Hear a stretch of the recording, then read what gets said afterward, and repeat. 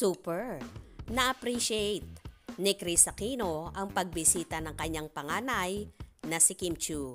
Sa Instagram, ibinahagi ni Kris ang video ng pagyayakap nila ng aktres. Makikita rin na naroon si Joshua at nakayakap si Kim.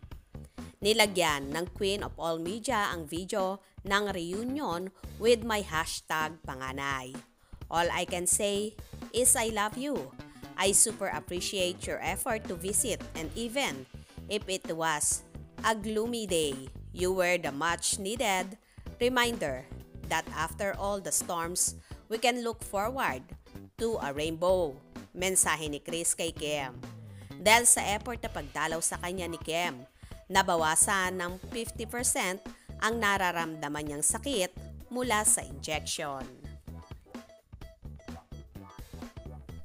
I've missed you.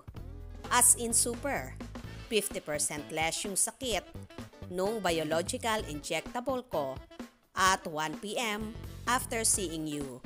Please visit again and often, Ani Kris. Say naman ni Kim, I love you so much ate. So much. Super happy ako.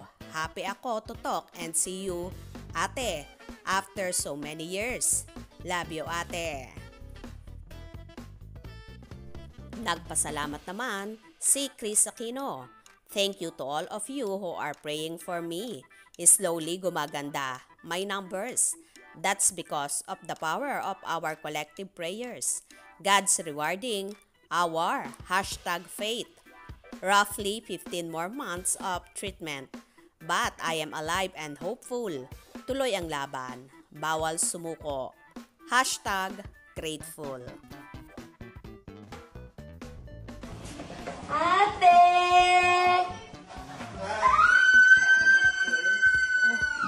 Oh my God, Ate, how are you?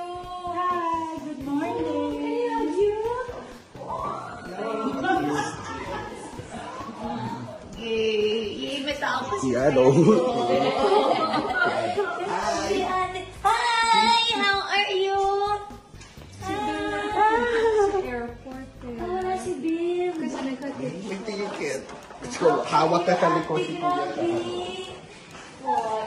Hirap buhat po. How are you na? Yeah, kumusta ka na? Hindi ko na kasi ko.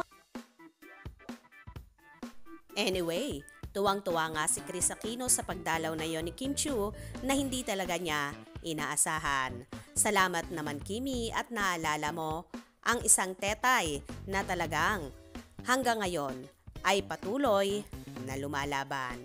Kaya naman tumutok at wag na wag pahuhuli sa mga maiinit na kaganapan. Anong inyong magiging reaksyon sa bidyong ito?